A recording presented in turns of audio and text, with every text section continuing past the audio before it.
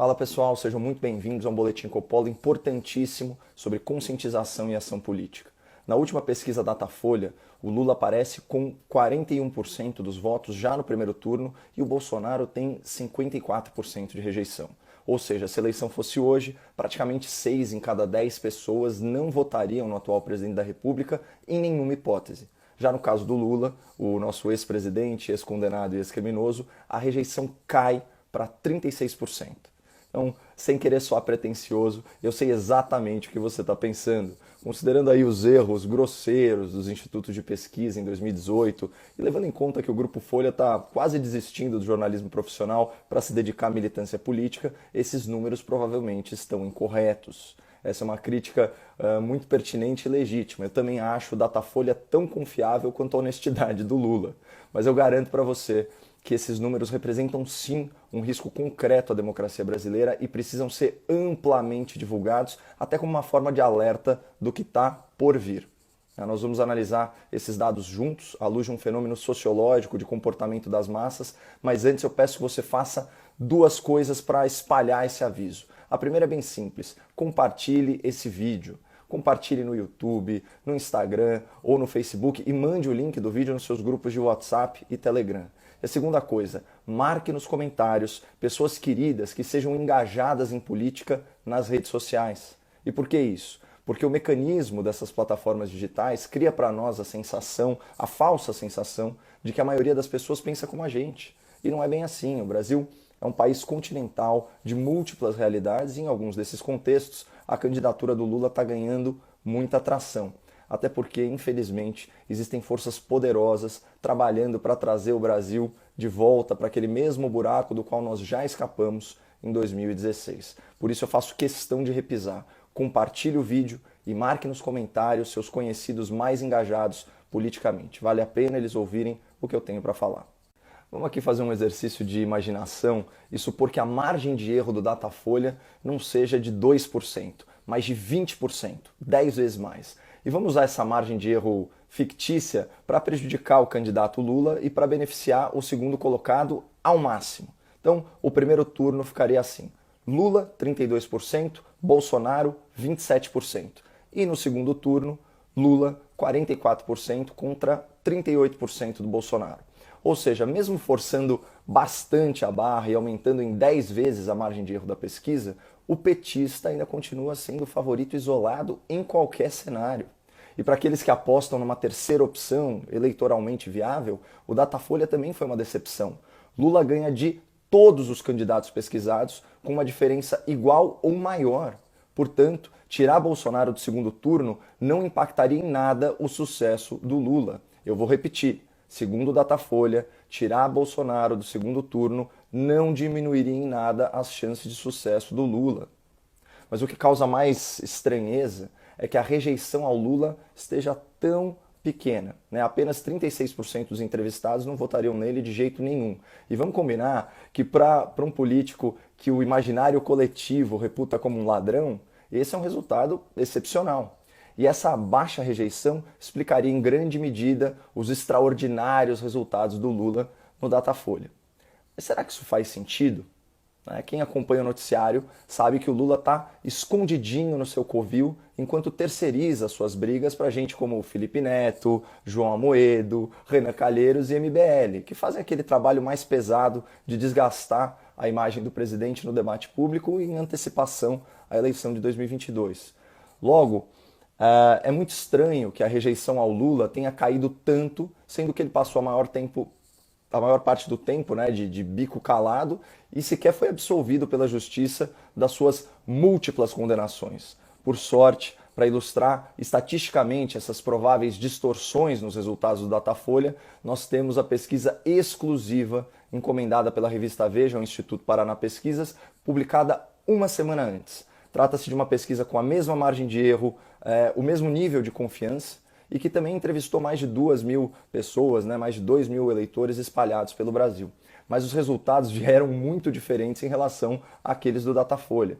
Segundo o Paraná Pesquisas, é Bolsonaro que lidera nos 2 turnos, ainda que dentro da margem de erro. 32% no primeiro turno contra 29% do Lula e 42% no segundo turno contra 39% do Lula. E a rejeição aos dois candidatos é praticamente idêntica, é pau a pau, o que faz sentido num ambiente político tão polarizado como o nosso. 47% das pessoas não votariam em Lula de jeito nenhum, é o meu caso, e 48% não votariam no Bolsonaro. Comparando esses números, fica claro que o resultado do Datafolha está meio descolado da realidade dos fatos. Mas então, por que nós precisamos levar essa duvidosa pesquisa a sério?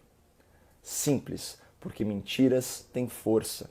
E mentiras podem se transformar em verdade na medida que elas influenciam o comportamento das pessoas. Em algum outro vídeo, não estou me lembrando qual, nós já falamos en passant sobre um conceito importante da sociologia e da comunicação de massa, que é a self-fulfilling prophecy, ou profecia autorrealizável.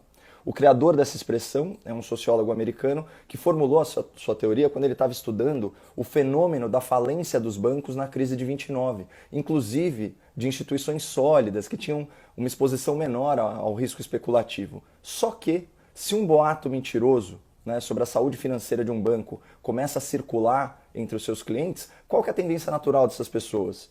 É sacar todo o seu dinheiro do banco, o que acaba de fato quebrando a instituição. E o mentiroso que espalhou o boato falso ainda ganha o crédito por ter acertado a sua previsão. Então, vocês querem um exemplo brasileiro recente que vocês testemunharam aqui no nosso canal? Lembra quando a oposição histérica, o jornalismo militante e os especuladores profissionais afirmaram com convicção absoluta que haveria interferência política nos preços da Petrobras? Então, vamos lá. Vejam aqui essas manchetes idênticas do Grupo Folha e do Grupo Globo no dia 20 de fevereiro de 2021, um sábado, quando o mercado de ações está fechado. Petrobras perderá 100 bilhões de reais em valor de mercado com intervenção, dizem banqueiros e gestores. Só um detalhe, todos esses banqueiros e gestores, supostamente ouvidos pela Folha de São Paulo, falaram sob anonimato, o que é muito atípico quando se trata da análise técnica de um especialista. Mas enfim, passa o fim de semana e qual a manchete da segunda-feira, dia 22 de fevereiro? Petrobras perde 102 bilhões de reais em valor de mercado após a intervenção de Bolsonaro. Ações caíram mais 21% nessa segunda, levando a uma perda de 74 bilhões. Sexta, a estatal já havia perdido outros 28 bilhões. Vocês perceberam como essa última notícia confirmou a previsão especulativa da notícia anterior e ainda deu sentido à narrativa?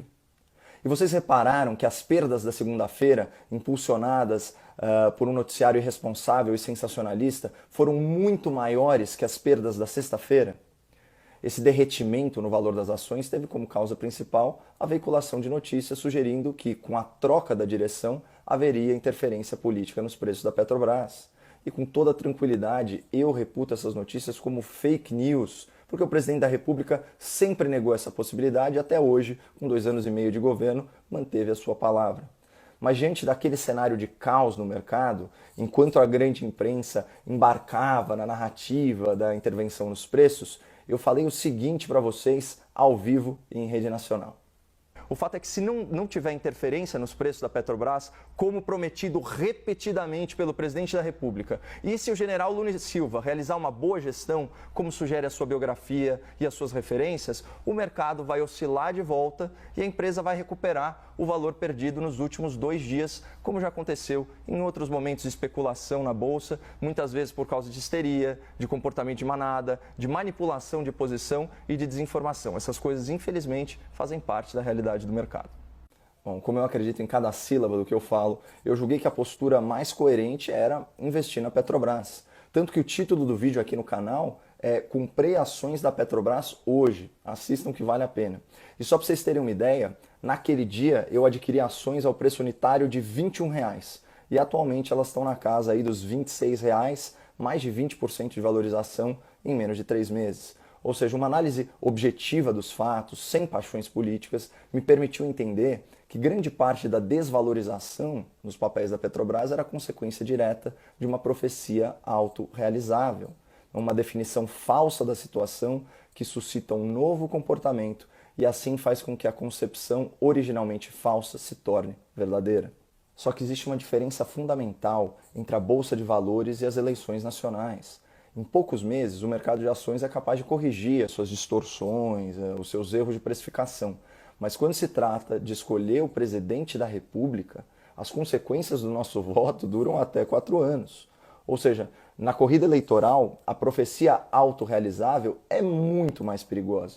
E é isso que provavelmente está por trás desses números do Datafolha. Ao criar uma realidade fictícia na qual Lula é imbatível em qualquer cenário, o Grupo Folha influencia o resultado da eleição a favor do candidato petista. E faz isso de 3 formas. Primeira, quanto melhor o Lula aparecer nas pesquisas, mais alianças políticas, sejam elas regionais ou nacionais, ele consegue forjar. Segunda, quanto maior for a sua base partidária de apoio, maior a quantidade de verbas públicas dos fundos partidário e eleitoral dedicados a promover o seu nome e maior vai ser o seu tempo de TV na propaganda eleitoral. E terceira, quanto maior a aparência de sucesso da campanha petista nas pesquisas de opinião, mais pessoas tendem a aderir à sua candidatura. Fora que os eleitores que rejeitam o Lula, eles podem se sentir desestimulados a votar pela falsa sensação de que a batalha está perdida ou alguma coisa do tipo. Por isso, minha mensagem para vocês é a seguinte: o mais importante não é se essa pesquisa é falsa ou verdadeira. O que realmente importa é a capacidade do Datafolha de influenciar eleitores e agentes políticos e assim alterar o resultado das eleições em 2022. O Grupo Folha acaba de passar um recado muito claro para a maioria da sociedade brasileira, que é avessa à roubalheira do lulopetismo. A elite da imprensa já escolheu o seu candidato. A elite da imprensa fará de tudo para garantir a volta desse projeto de poder, que costumava pagar muito bem a quem o servia. Por isso, ao invés de menosprezar o Datafolha ou de ignorar as fake news do jornalismo militante, o melhor a fazer é denunciar nas redes a informação manipulada e, principalmente, persuadir as pessoas do seu convívio, do nosso convívio, a não embarcarem na candidatura demagógica do Lula. Então, faça isso na sua família, faça isso no seu trabalho e faça isso entre os seus amigos, mas sempre de forma tolerante e educada, até porque a agressividade é sinal de desespero e só afasta as pessoas. E se o que eu falei aqui faz sentido para você, por favor, compartilhe esse vídeo, envie o link para os seus amigos nos grupos de WhatsApp e marque nos comentários uma pessoa politicamente engajada nas redes sociais. Vamos ficar atento a essas profecias autorrealizáveis, mas sem perder as esperanças no Brasil.